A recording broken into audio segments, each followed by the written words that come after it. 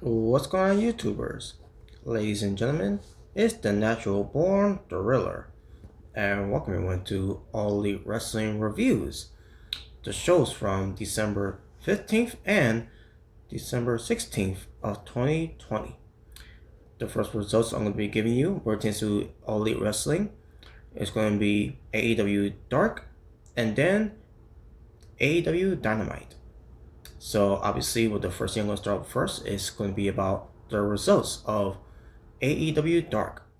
If this is the first time you're experiencing yours truly Natural Born Thriller right here on YouTube, if you haven't done so already, please hit that subscribe button and hit the notification bell for more future contents, especially your favorites and mine's Taking Out the Trash series.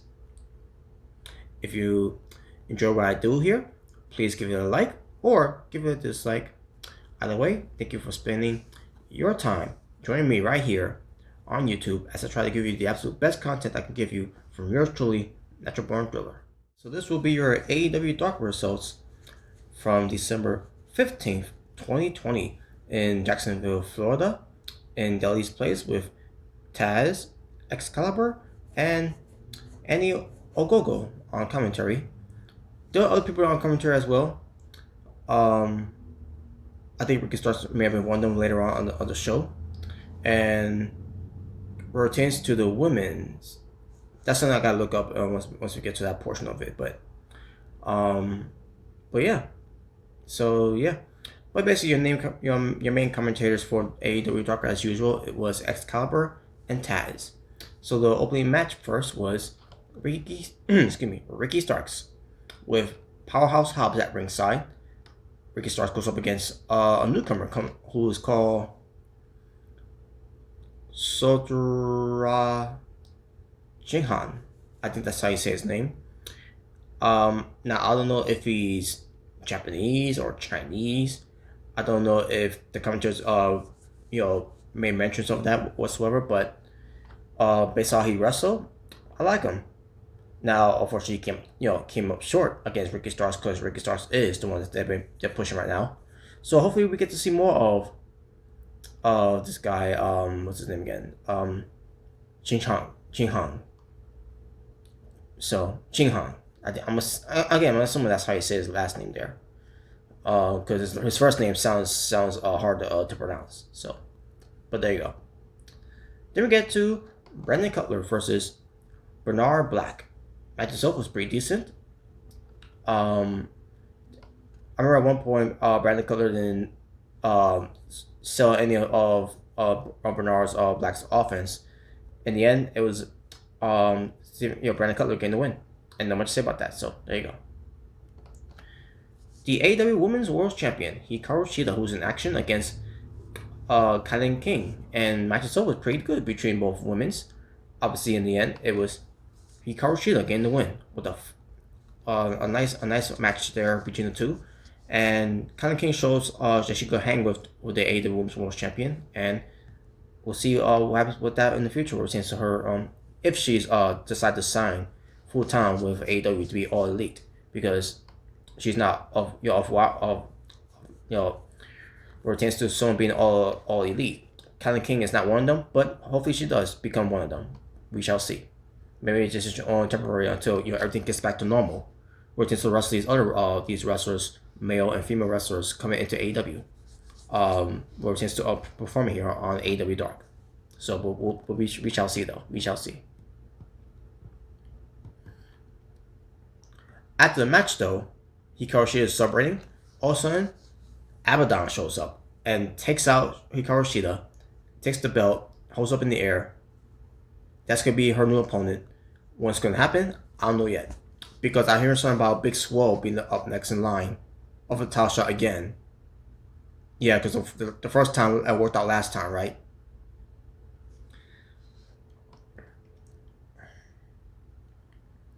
We get to another episode of The Waiting Room with Rebel, not Reba, introducing Dr. Britt Baker, DMD. So Britt Baker comes out with her monologue about basically promoting about what's going to happen on AEW Dynamite, which we'll get to that when we get to it after this results of AEW Dark. So basically, naming the matches that's going to happen and all that.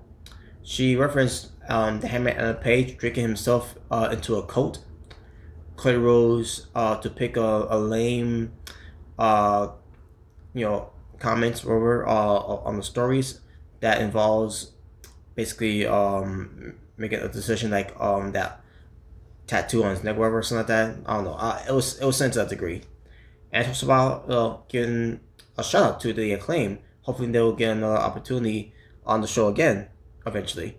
So then she introduces her two guests, which is Shawn Spears and Tully Blanchard. So they come out, and Britt Baker asks Shawn Spears what happened in the Dynamite Diamond Ring Battle Royale that happened, where basically she notes that Shawn Spears was taken out by Scorpio Sky, and also pertains to him having a record of 17-2 wins in 2020 of AEW. And also we hear a knock on the door because we didn't get to hear Shawn Spears what he's got to say about all these questions that's been asked by Britt Baker. So we hear a knock on the door, and it's Marco Stunt, where it pertains to him having his guitar and he's getting ready to sing whatever, and then the door was shut on him. I was like, thank God. So then Shawn Spears was going to answer the questions and all that. Also, another knock on the door again. I think myself, it's probably not Marco Stunt this time. It's probably going to be someone else. And sure enough, it was Scorpio Sky beating up on Shawn Spears to a point where Scorpio Sky threw Shawn Spears through a wall. And you got Britt Baker and a Rebel, totally dramatic by saying, screaming on top of the lungs and all that. Oh my God, the wall and all that. And then Britt Baker says, "Oh well, Tony Khan will pay for it."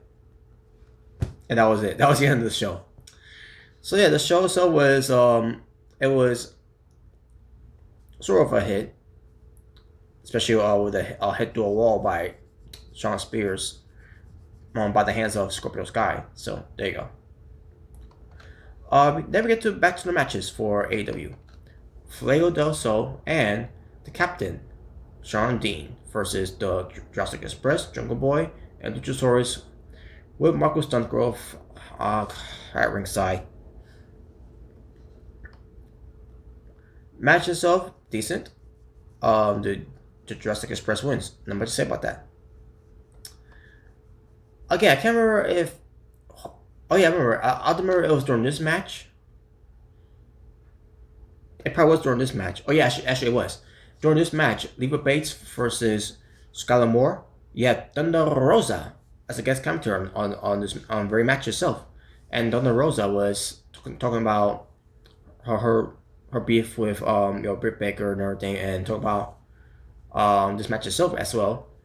Because this match also they included the Young Bucks book called Killing the Business, and Leva Bates had one of those books with her, pertains to like she did last time with Alex Gracia, and now she's doing the same thing here with Skylar Moore. Now this match itself was decent, with Leva Bates winning. She won with some type of victory roll in a way, and in the end, after the match basically, Leva Bates and Skylar Moore sportsmanships, and then Leva Bates gets the book. Pertains to Young Bucks books, Killing the Business, and showing some reading tips and all that. Actually, obviously, Skylar Moore knows how to read, but I guess some tips in the way where it tends to how to kill the business in matches, whatever. I'm pretty sure that's what it was. I don't know if it wasn't that, but yeah, they basically put over the Young Bucks book, and Leva Bates, even though she won the match, she also puts over Skylar Moore, and Skylar Moore puts her over too, and it tends to show sportsmanship like that. So, and Thunder Rosa was putting over this match and putting over the book of the Young Bucks, Killing the Business. So there you go. We get to the FTW World Champion, the Machine, Brian Cage. And again, I don't remember if I really don't remember if Ricky Starks was on commentary during this episode or not. But Brian Cage versus VSK. VSK had a lot of offense against Cage, which I didn't like at all. Even though Brian Cage sold most of him, but I still didn't like that. In the end, Brian Cage did win, but that was too much selling. Brackets was harassing Justin Roberts pertains to him. I'm not saying that he's the FTW World Champion, so they need to do that more often, by the way, because they don't do that more often with Brian Cage coming out there. But I digress. We get the Acclaim versus, which the Acclaim is Anthony Bowens and Max Caster, excuse me. They go up against Louis Valley and Mike Magnum. Sorry, now I'm screwed up now, folks. Slow down. Take it easy. Anyways, so they did a rap to,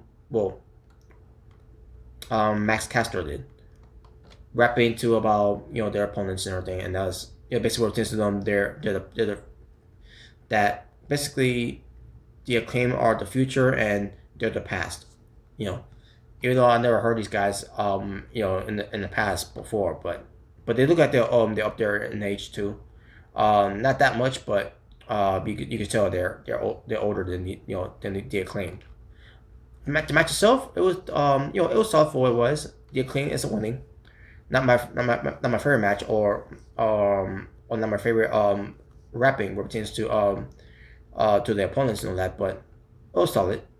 But the Acclaim, they need a good win here because they'll be going up against SCU on Dynamite, which we'll get to when we get to it, once we get to that portion of the results.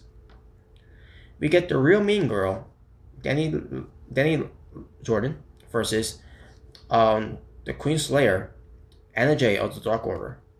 And the match happens. First of all, Anna Jay looked like she was dominant in this match in the go, and also she's basically also no-sold something that Danny Jordan did to her. And then she's throwing a lot of these kicking moves and all that. And so I wonder if Ty Conti is teaching her a thing or two. It won't surprise me because those two are best friends. They're a tag team. They hang out together a lot. So I can guess. I have a theory. I can have a theory there that Anna Jay is starting improving a lot more of her in-ring abilities because of Ty Conti, because of her Jujitsu and Tai Tuan. So it wouldn't surprise me. But Anna Jay, she's showing a lot of improvement in this match, and fortunately for Danny Jordan, she has paying the price for that.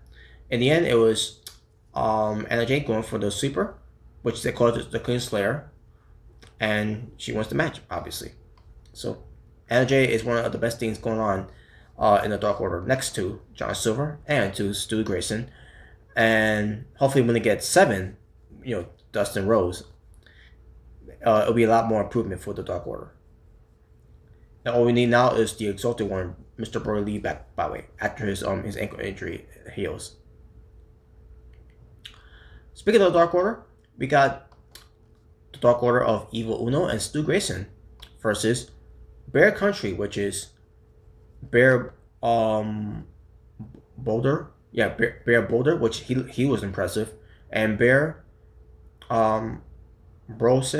Oh, okay, Bear Bronson.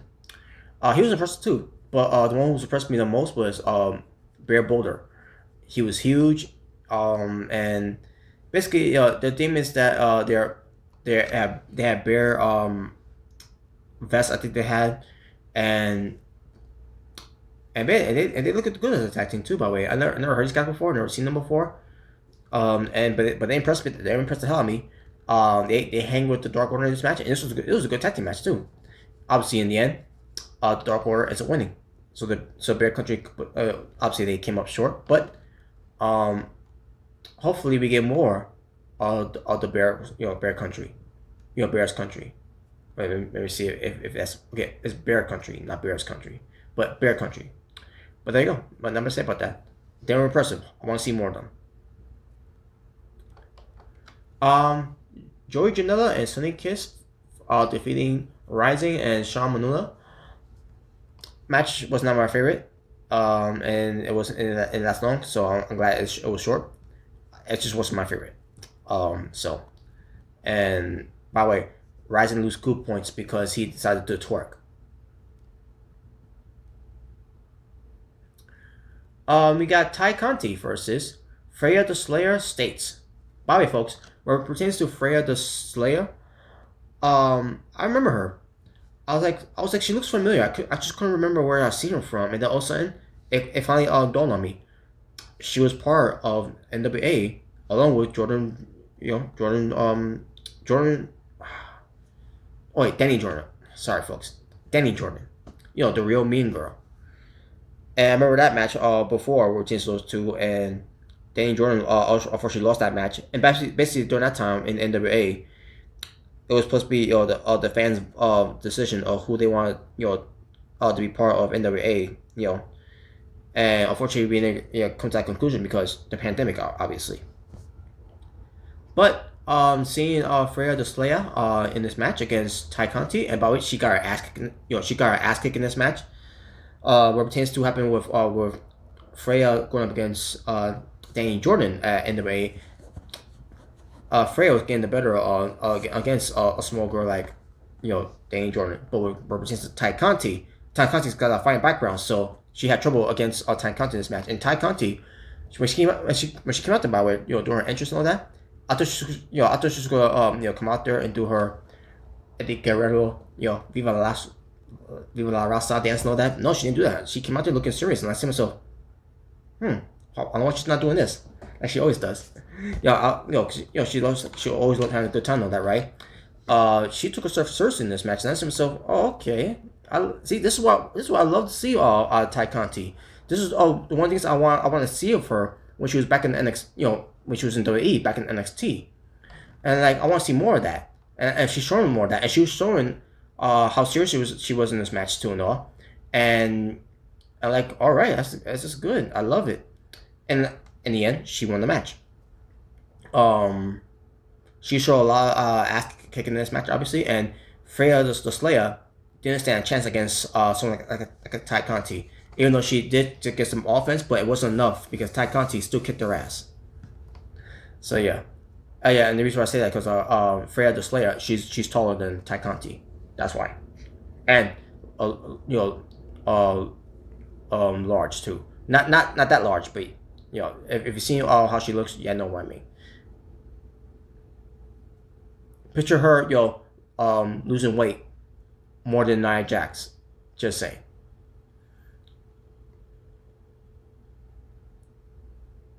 But yeah, Ty Conti won the match though. Matt Sydal versus Danny Limelight, and match itself was pretty good with Matt Sydal winning. No much to say about that. We got Ivelisse with Diamante at ringside as Ivelisse goes up against Kaci Lennox. I think that's how I say her name. I've seen her on Instagram too, by the way, folks. And that's where I follow her on Instagram. I said, so, oh wait, she looks familiar to me. And I'm like, oh, okay. And she's here on AEW right now on Dark. And I'm like, wow, that's cool. Wasn't impressive for her wrestling. I'm not saying she sucks and all that, but at the same time, she look like she's gained weight. She's got some thickness going on and all that. And her face, she reminds me of more of Sasha Banks. She looks almost like Sasha Banks. If you picture Kaci Lennox, Kaci Lennox, the one I'm talking about right now. If you picture her Sasha Banks, except look at her tall and more thicker, and you see how she looks, you mistaken her as Sasha Banks. Again, I'm talking about Kaci Lennox. So basically, Ivelisse won the match, obviously. Again, Lennox. This is my first time seeing her wrestle, so I don't know much about her wrestling. Even though before seeing her right here on Dark, she looked a little thinner before seeing her on Dark here. Because she's got more thick, she's gained weight and she's more thicker. So she looks good. She still looks good though, but as far as her wrestling, I wasn't that impressed about her wrestling. So there you go. But Ivelisse got the win though. And finally, the main event. It was best friends Chuck Taylor and Trent being covered by Orange Cassidy go up against the Chaos Project, which is Dr. Luther and Serpentico. In the match, I thought it was pretty decent. little sloppy. It was a little sloppy too, but it was decent though. Wasn't the best main event ever, but in the end, the best friends won. And then Miro comes out, and he was being held back, and that was basically it. Not much to say about that. So that was the end of that whole thing, and that was your AEW Dark results from December 15th, 2020. Total Wrestling was 15 matches. I stand corrected. It was 14. And my overall rating for the show for AEW Dark, I'm gonna go with a 7.5 out of 10. And that includes the AEW Dark results for this All Elite Wrestling reviews. If this is the first time you're experiencing yours truly Natural Born Thriller right here on YouTube, if you haven't done so already, please hit that subscribe button and hit the notification bell for more future contents, especially your favorites and mine's Taking Out the Trash series. If you enjoy what I do here, please give it a like or give it a dislike. Either way, thank you for spending your time joining me right here on YouTube as I try to give you the absolute best content I can give you from yours truly, Natural Born Thriller. And now let's get to AEW Dynamite results from December 16th, 2020. They were at the same place as always, Daily's Place in Jacksonville, Florida. You got Excalibur, good old Gerald Jim Ross, and Tony Schiavone. So let's not waste any time, folks. Let's get right into the show here. We have a trios match that started off with Matt Hardy, Private Party, which is Isaiah Cassidy and Mark Quinn, and together they are Hardy Party. Maybe I think that's what it was. The Hardy Party as they go up against the Hangman Adam Page and the Beaver Boys, which is John Silver and Alex Reynolds of the Dark Order, and together they are the Dark Cowboys because John Silver and Alex Reynolds were just like cowboys. So there you go. Match happens. Decent match to open up the show, and in the end, it was Hardy Party winning. Now the thing about this one is, the gin and juice move was hit by Private Party. Matt Hardy goes for a blind tag and stole the win away from Private Party. If that's not heel enough for Matt Hardy for anyone to see, I don't know what it is. Right there, you could tell right there, Matt Hardy is going to eventually turn on the Private Party tag team. But they end up winning the match. So basically, I don't remember who took the pinfall. Oh yeah, it was Alex Reynolds, which is good. Alex Reynolds needs to lose, not John Silver, especially not John Silver. So, Hangman Adam Page too. Yeah. But anyways, well there you go. Not much to say about that.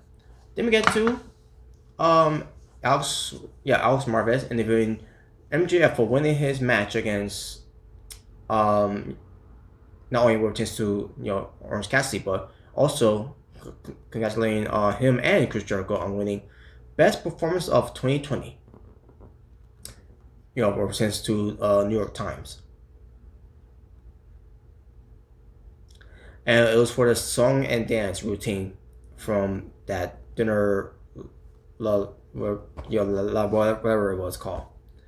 But Jericho starts saying that something about MJF, but then MJF cuts him off by saying, basically bragging about him winning back the Diamond Ring and all that, blah blah blah, and the time the New York Times award was against that whole thing, and MJF's mocking, saying that he doesn't agree with all the fans saying that it is much better than Chris Jericho.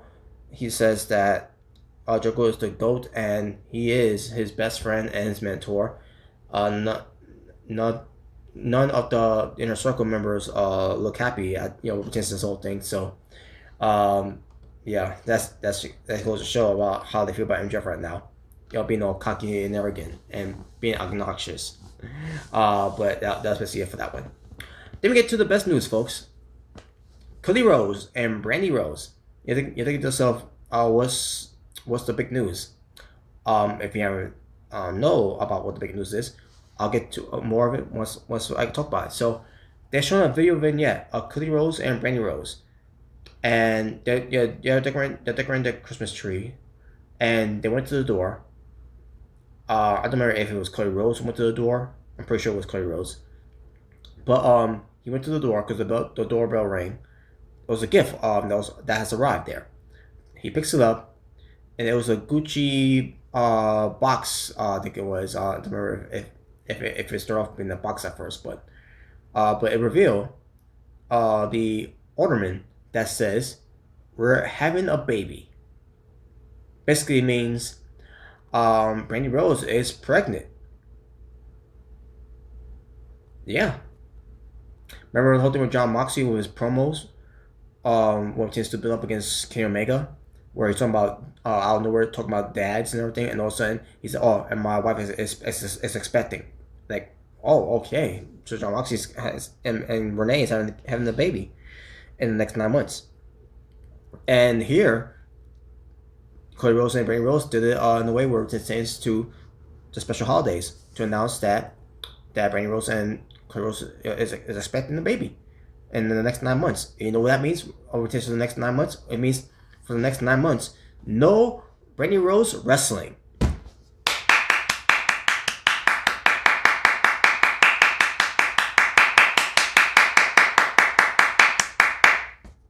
Just saying. But of all seriousness, though, congratulations to the both of them. I'm very happy for those two. But at the same time, no more Brandi Rhodes wrestling. Yeah. Okay, that's not that. So with Brandi Rhodes being pregnant and all now, I'm saying to myself, so all this time with Brandi Rhodes and Jay Cargill and Shaquille O'Neal, that whole nonsense was all waste. So what are you gonna do with Jay Cargill now? You're gonna have a feud with Red Velvet, which is fine because at least Red Velvet is a better wrestler than Brandi Rhodes, and with Brandi Rhodes being pregnant for the next 9 months, Red Velvet can get over on her own without Brandi Rhodes, because guess what? Red Velvet can get over on her own. Where it pertains to being on her own, because Brandi Rhodes, let's face it, Brandi Rhodes doesn't get anyone over. She can't even get herself over because no one cares. So in a way, this whole thing with Brandi Rhodes being pregnant is a blessing in disguise, because we get to avoid Brandi Rhodes 9 months away for her being in the wrestling ring. Thank God. And if she tries to come back thinking that she's going to improve her wrestling, I doubt that. At this point now, she needs to call quits now. She needs to have an early retirement, because let's face it, she was never that good in the ring anyways. So what she needs to do is to be a stay-at-home mother, and that's all she needs to be. She ain't gonna be no Mickey James. Where since Mickey James, after having birth to a baby, and she's still not losing her footstep, especially Beth Phoenix too. By the way, her having a kid and then she's still doing what she does. Never lost a step. Trish Stratus is one of them. And here's something they all have in common. They all know as being great women's wrestlers. Even when they didn't have kids. I don't see that happen with Brandi Rhodes, because one thing, she ain't great in wrestling at all, and even when the afterbirth is done, in 9 months, doesn't matter either way, because she's still gonna suck in the ring. So she needs to stop right there.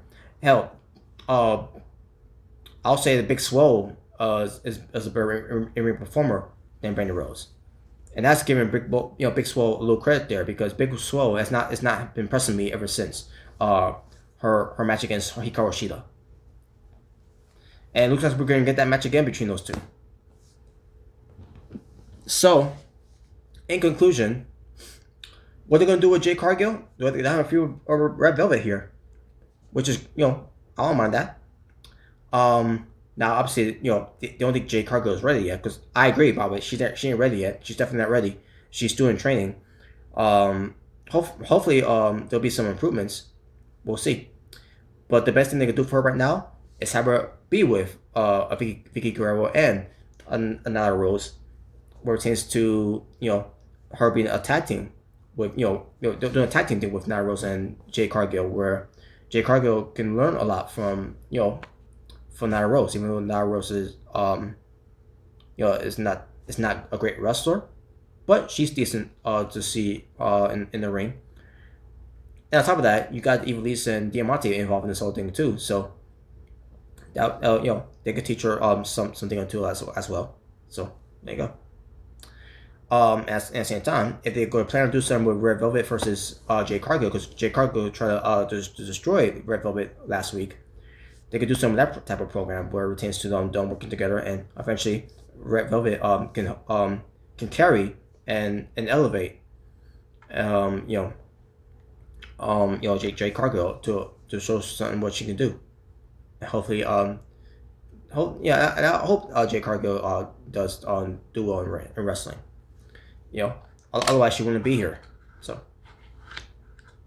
but there you go. But so then we get Cody Rhodes coming out with Brandi Rhodes and R. Anderson. Now Brandi Rhodes didn't stay that long. It was just R. Anderson staying there. But Brandi Rhodes came out there, doing her holding her ability and all that because she's pregnant and all that, blah blah blah. So there you go. But seriously, congratulations to them. So it was Cody Rhodes going up against and Henneko being accompanied by Jack Evans. Now I may have been confused. I thought it was going to be Jack Evans against Cody Rhodes, but I guess I was wrong. It was Henneko instead. But nevertheless, the match happened, and match itself was pretty decent. R. Anderson and Jack Evans had an interaction outside the ring, and Jack Evans oversaw R. Anderson pushing him down, and that was during picture in picture, by the way. That was ridiculous. But in the end, it was Cody Rhodes getting the win. He won with the Cutler, shades of Will Ospreay, basically doing a springboard off the doing a springboard on the top turnbuckle, and going for a cutter. That's another way to do the Oscar. You could do a springboard on the ropes while using the turnbuckles to do an Oscar too. I guess it's going the Cody cutter, and there you go. Cody Rhodes got the win because of that. After the match, Taz came out, and not just Taz, Team Taz came out, and first of all they congratulated Cody Rhodes that he's gonna become a dad, and then he mocked Cody Rhodes and Ricky retains to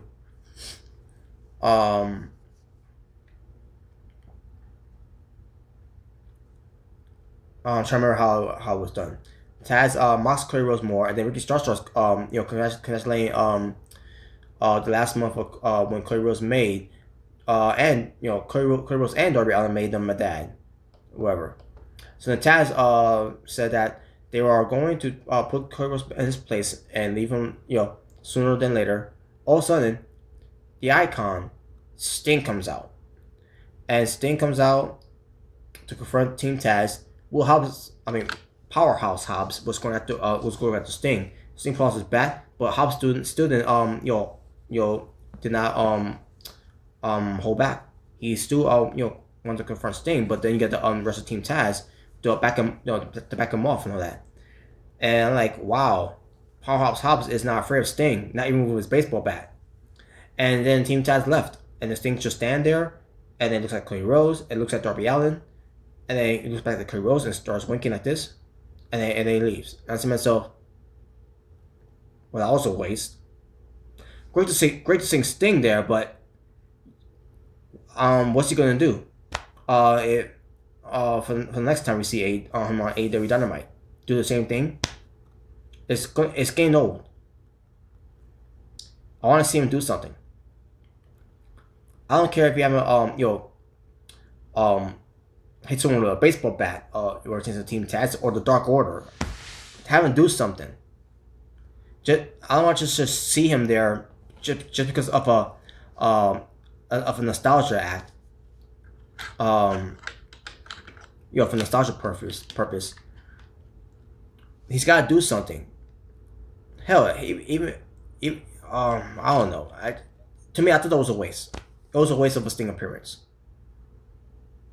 We get it what they do from the beginning. A surprise debut, which it was a surprise. Didn't expect Sting to be there, but it was great though.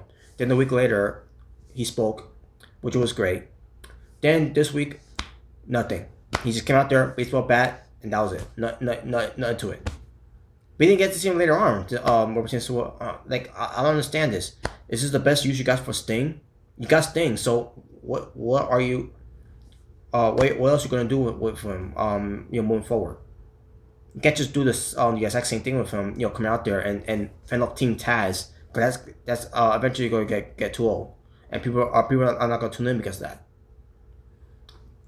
We're here to see Sting for a good reason, and we don't know why he's here. We don't know why he's out. Obviously we do know why he's here. Because he got tired with WWE's not using him and he was unhappy. But now he's here. We want to hear pertains to storyline wise. What was he here? Why is he here in AEW? Who is he targeting? Whose side is he on?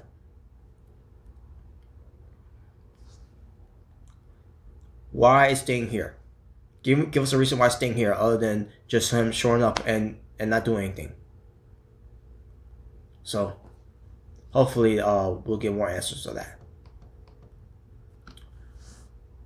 Alex Marvez interviews Miro and says that the AEW has fined him $75,000 for attacking one of the security staffs. Well, a couple of them from last week, saying that the money is money, and that was basically basically the gist of that one. And he talks about how he will face any kids on Dark. That's nothing. I think Miro wrestled on Dark before. I can't remember if he did or not, but either way, he's going to wrestle against Lennox on Dark next week. And the announcement will be that he's going to let everyone know on Dynamite. Kip Sabian and Play before at the wedding, like there it is. The final mention about that whole thing. Basically, it's going to be the whole thing of when it's going to happen, the date for the wedding, which I can hardly not wait to see. Anyways, but Alex Marvez asks about the people that Miro put in the hospital last week and everything. And then Miro said, "Bah humbug." And that was his answer. There you go. Nothing to say about that. Eddie Kingston comes out. And he says that he doesn't care if the fans boo him or cheer him, whatever, because he doesn't care about any of them. He says that they took Pac out and sent him back home, and he's never come back ever again. And then he turns his attention to Lance Archer, which immediately has Lance Archer coming out there to confront him. And they start fighting. Also, the Butcher and the Blade comes out, and the Blame count there too. They start beating him down. The Lucha Bros comes out, just stare down. And then also Pac comes out, stare down. So yeah, Pac is back. So basically, Eddie Kingston is a liar there. So this was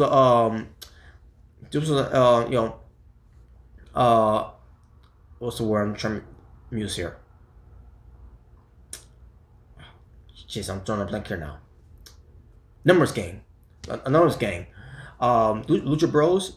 Lucha Bros, Pac, they are the Death Triangle. And Lance Archer beat up on Eddie Kingston, the Butcher and the Blade.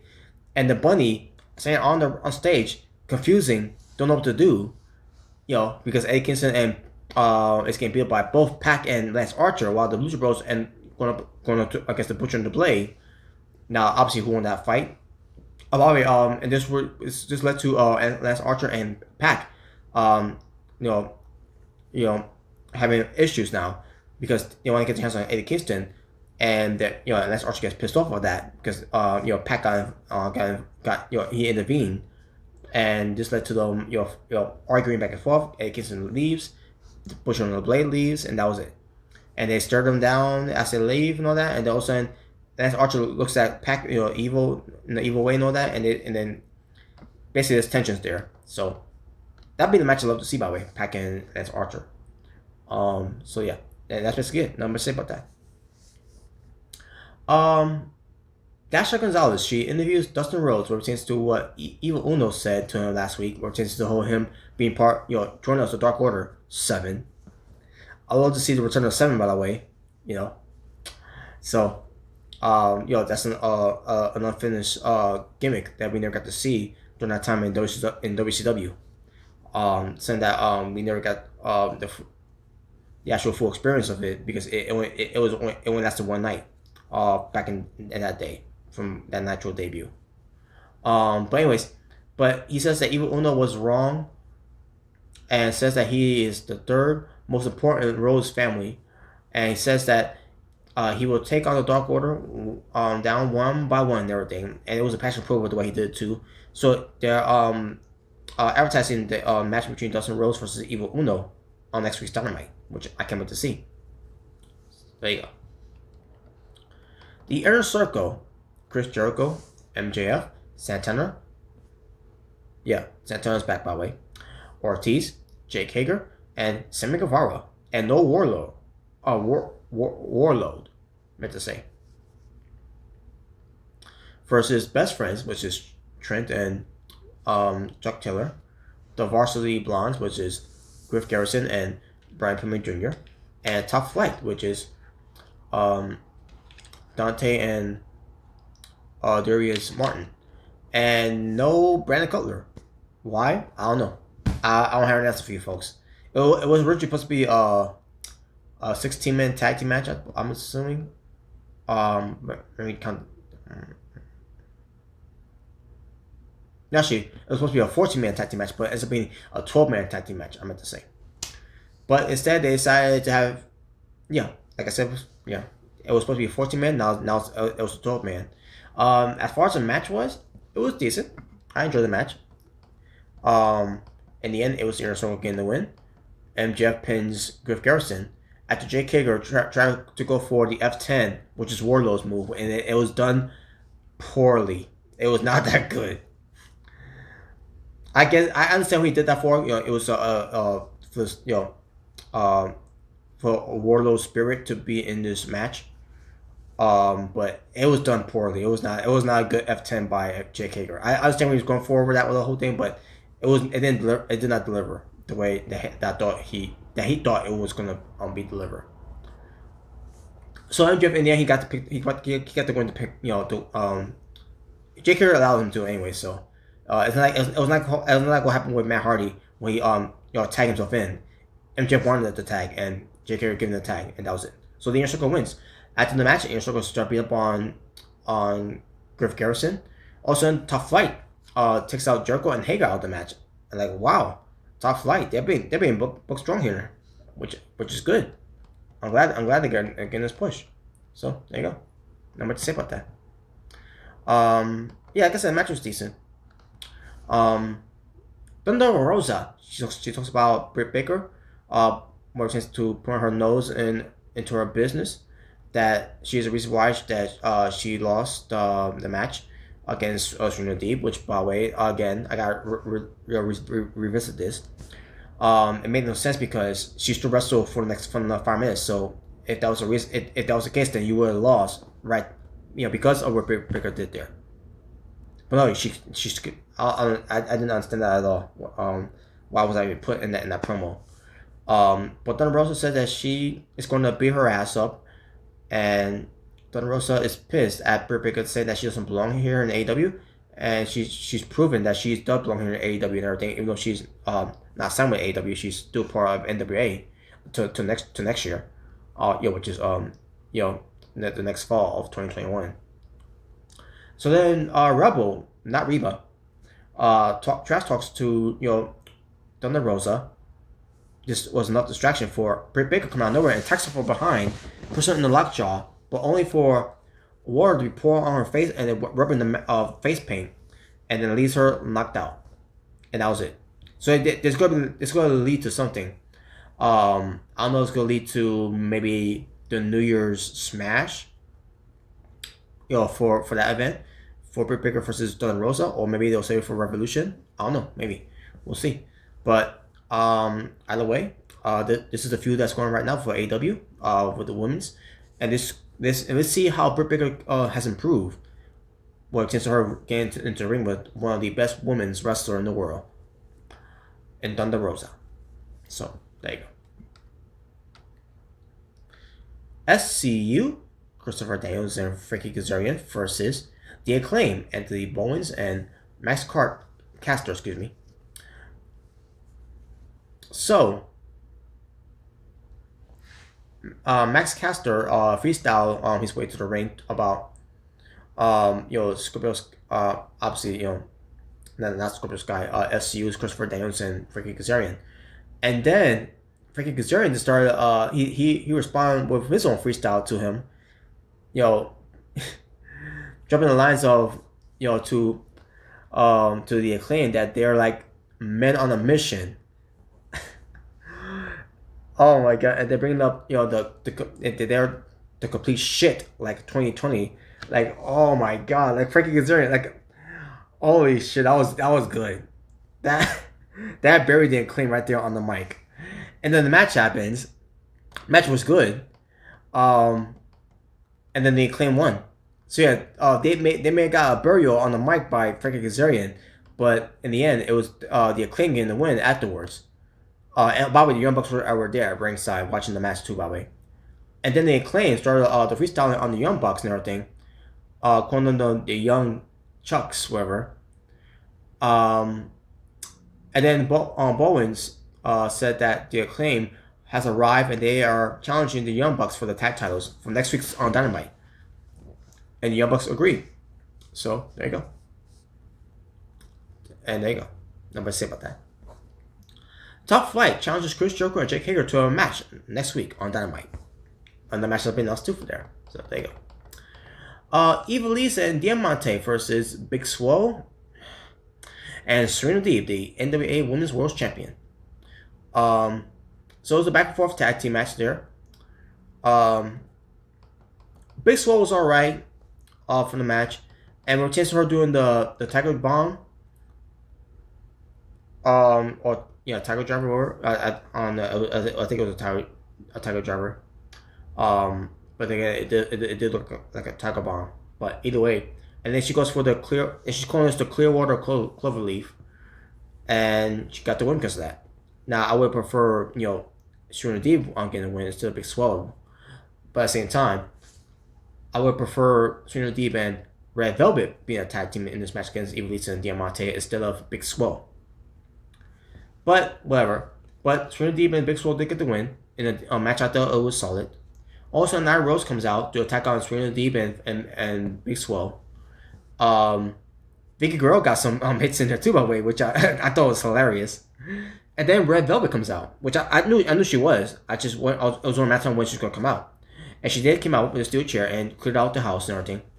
And I thought we were gonna get like Jade Cargill coming out to attack her from behind. Nope, none of that. Jade Cargill, don't know what she was. She was on the show, so there you go. There you go. But hey, Red Velvet, great to see her though. Red Velvet, she's great. We see a video package highlighting the Jurassic Express. And they're going to face the Dark Order next week. Now I don't remember if which member it's going to be. I think it's against 5 and 10. I'm assuming. We shall see. Unless one is Coco Cabana. I don't know. But also FTR comes out and they interrupt. They go to the commentators and all that, and they're pissed off about the highlights of the sideshow tag team of the Jurassic Express. And I'm pretty sure they mean Marcus Stunt, by the way. Who's a joke in that tag team, in that tag team. But it says that they are the best tag team, FTR, in the world, and they keep writing more about Jurassic Express being in the crosshairs and all that, whatever, blah blah blah, and Fear the Revelation, FTR. There you go. Then we get to the main event. It's a no disqualification match with the bad boy, Joey Janela, with Sonny Kiss at ringside versus the Cleaner, the AEW World Champion, Kenny Omega, with Don Callis at ringside. At one point, Don Callis tried to bully Tony Schiavone out of the commentary so he could commentate, and Tony Schiavone says, piss off, whoever, it's not that. Like, kiss my ass. It's not that. So then he's like, fine, I'll just mute the microphone to commentate myself then. And that's exactly what Don Callis did. And even Kenny Omega did at one point in this match too. George Janela did get the jump on Kenny Omega though in this match. Match itself, as a main event, it didn't compare to the match that they had from AEW Dark from last year. And a few months ago, I should say. Can't remember. But remember the Lights Out Unsanctioned match they had on Dark? That match was great. This match, there's some weapons like tables. Can't remember like there's a microphone used in the match too by Kenny Omega, by the way. But this match was made because George Janela, because unfortunately he couldn't be in the tournament, which this was called the AEW World Championship Eliminator no disqualification match, because Kenny Omega wanted to be in no disqualification because George Janela is known for that type of match too. But in the end, it was Kenny Omega getting the win, and not much to say about that. After the match though, Don Callis continued on silencing all the haters and everything. Also, on Pac and Lucha Bros Death Triangle came out. And I said, so what's this about? So Pac says he and Omega have unfinished business, but he isn't here to be selfish because they are here to address some injustice. And I said to myself, what injustice are you talking about? So Pac points out Phoenix, who reminds Kenny Omega that they were supposed to have a match at the during that tournament, which that's true. And so the match was made. But first, Don Callis like, you can't make the match anyway, so it ain't happening. And it's like Pac was like, well, you're right, except for one thing. We talked to Tony Khan, and it's official. It's now sanctioned on December 30th, which is the New Year's Smash edition. I'm assuming that's the one. I gotta recheck that. It's gonna be Phoenix versus Kenny Omega for the AEW World Championship, and Kenny Omega and Don Callis was freaking out afterwards. Especially Kenny Omega said, "You can't do that," blah blah blah blah, and that was it. And that concludes your AEW Dynamite results. Talking about wrestling for AEW Dynamite from December 16th, 2020 was 6 matches. And my overall strength for the show, I'm gonna go with I